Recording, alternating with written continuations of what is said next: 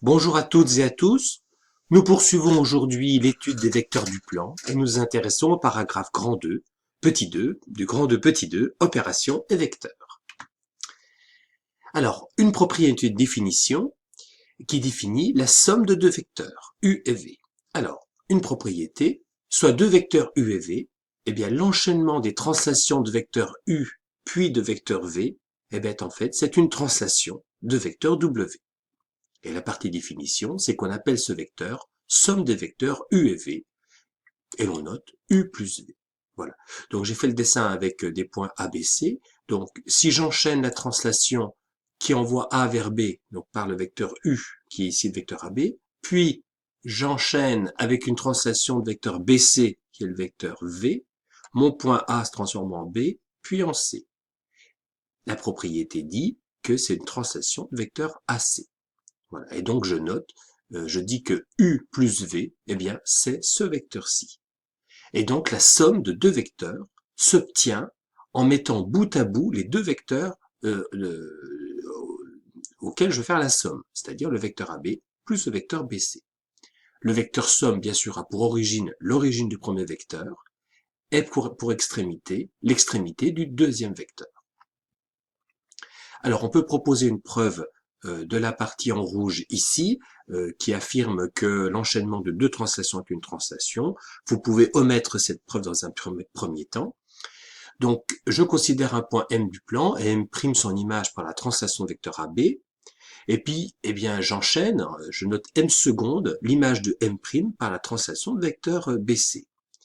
Alors, eh bien, j'ai des parallélogrammes, en l'occurrence AC M seconde M', AC M seconde M'. Pourquoi? Eh bien, parce que ce quadrilatère est un parallélogramme, par définition. Celui-ci est également un parallélogramme. Et donc, cette longueur est égale à cette longueur, et ces deux droites sont parallèles, et donc j'ai bien ici un parallélogramme, ce qui définit bien une translation eh bien, de vecteurs AC. Alors, une remarque importante, l'ordre des vecteurs n'a pas d'importance. Ça paraît naturel, mais ça ne l'est pas tant que ça. Donc, faire U plus V, c'est pareil que faire V plus U. Vous voyez ici, si je transforme A en C, U plus V, voilà, donc A devient C. Et si je fais V plus U, alors on peut prendre le point M qui est transformé en M seconde, puisque M va en M', qui lui-même va en M seconde. Donc si je commence par V, donc M va en N', et ensuite j'utilise la translation de vecteur U, et j'obtiens bien le point M seconde. Alors, un petit exercice avant de poursuivre. Donc, dans chacun des cas, je vous demande de construire un représentant des vecteurs U plus V, W plus A, B plus C et vecteur D plus E. Voilà, je vous laisse faire pause dans la vidéo. Je vais proposer juste après une correction.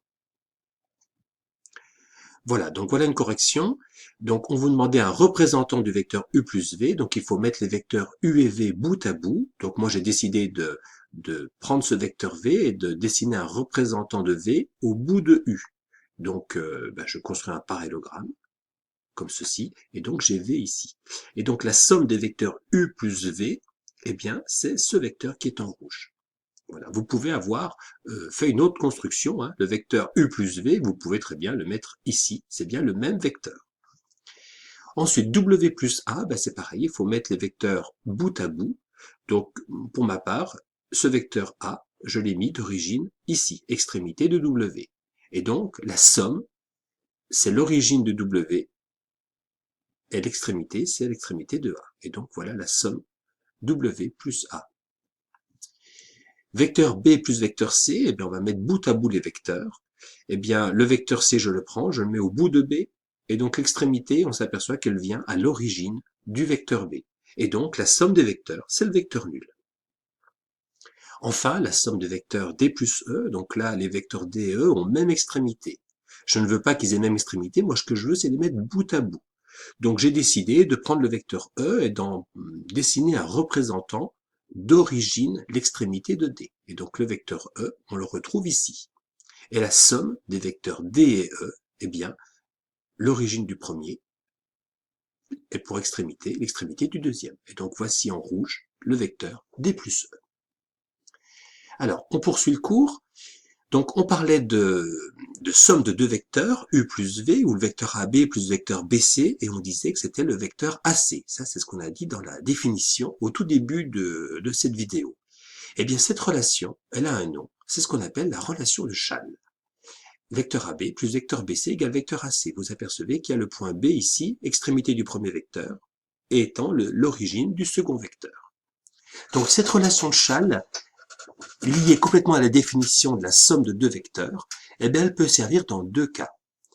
Dans un premier cas, pour décomposer un vecteur en deux, par exemple le vecteur AB, c'est le vecteur AO plus vecteur OB, pour tout point O du plan.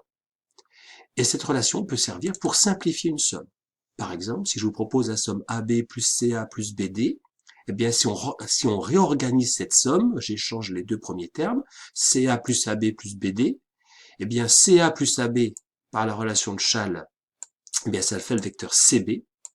Et puis, le vecteur CB plus le vecteur BD, ben, ça va donner le vecteur CD.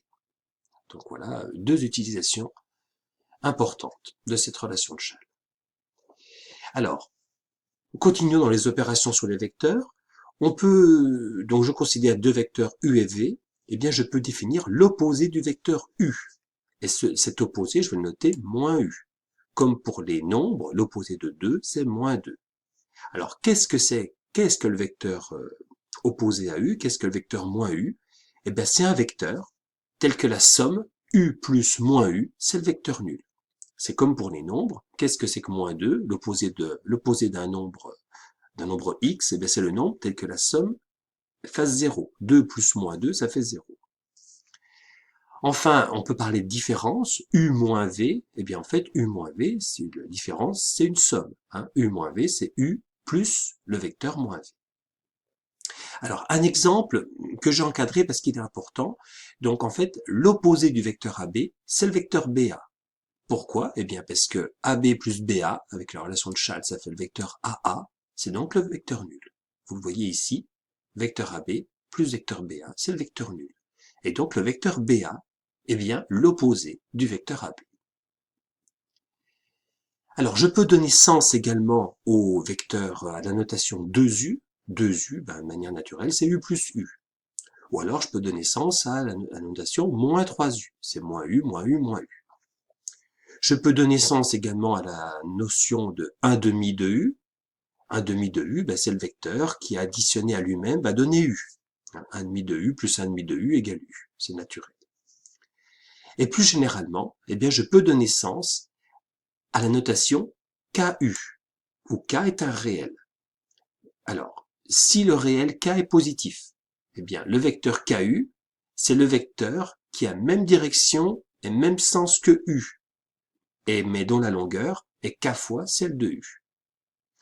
Et si K est négatif, eh bien, le vecteur KU, c'est l'opposé du vecteur moins KU. Donc, moins K, cette fois-ci, est positif, puisque j'ai pris K négatif. Et donc, je peux construire moins KU comme ceci. Même direction, même sens, et K fois la longueur. Alors, je vous ferai remarquer que la multiplication de deux vecteurs n'a pas de sens. La division de deux vecteurs n'a pas de sens non plus. Alors, je vous propose pour terminer un exercice. On considère ABC un triangle quelconque. Je vous demande de construire les points MN, P, Q, R, S, T, eh bien, qui vérifient ces égalités. Alors, je vais vous proposer une correction juste après. Donc, je vous demande de faire pause dans la vidéo et de réaliser cet exercice. Donc, voici une correction. Alors, le point M, vecteur AM égale vecteur BC. Donc, le vecteur BC, le voici.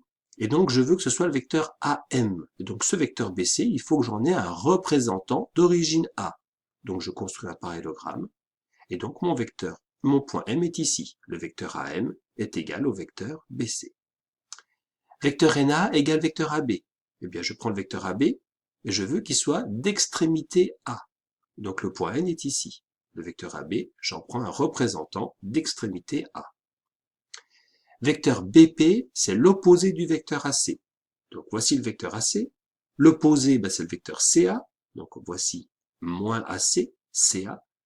Et ça, je veux que ce soit BP. Donc, je veux un représentant de CA d'origine B. Et donc, B est ici. Ensuite, le point Q tel que vecteur CQ égale à 2AB plus BC. Eh bien, je considère l'origine C, donc je prends AB d'origine C, je veux 2 AB, donc AB plus AB, voilà donc 2 AB, plus le vecteur BC, et donc j'obtiens le vecteur CQ, donc le point Q est là. Ensuite, vecteur AR, il manque une flèche ici sur cette notation, donc c'est 2 tiers du vecteur AC. Donc le vecteur AC, et j'en veux les 2 tiers. Eh bien, donc je peux le couper en 3 parties égales, et j'en prends 2. Et donc AR est ici. Voilà. Ou alors, on prend la définition de vecteur KU. C'est un vecteur, 2 tiers étant positif, c'est un vecteur qui a même direction, même sens, et la longueur de AR, c'est 2 tiers de la longueur AC. Le point S, décidément, il manque également une flèche ici, tel que le vecteur BS soit racine de 2 fois le vecteur AB. Donc le vecteur AB, il faut que je mette d'origine B. Donc voici le vecteur AB d'origine B. Et donc, je veux racine de 2 fois ce vecteur. Alors j'ai deux possibilités. Soit je mesure cette longueur, 3 carreaux, en centimètres, pour regarder ce que ça fait. La longueur, je la multiplie par racine de 2, et donc je trouve une certaine valeur que je reporte, et donc je trouve le point S ici. On peut avoir une construction géométrique avec la règle et le nombre gradué et le compas pour multiplier cette longueur BT par racine de 2. Il suffit de considérer le carré de côté BT, et donc la diagonale de ce carré, grâce à Pythagore, ça va être racine de 2 fois BT. Et donc racine de 2 fois BT, en fait, c'est cette diagonale. Et donc je la reporte en faisant le cercle, en traçant le cercle de centre B, passant par ce point. Et donc j'obtiens le point S ici. Enfin, le vecteur AT égale à 2 fois le vecteur BT. Donc là c'est compliqué parce que le point T est dans les deux vecteurs. Alors, j'ai plusieurs façons de faire.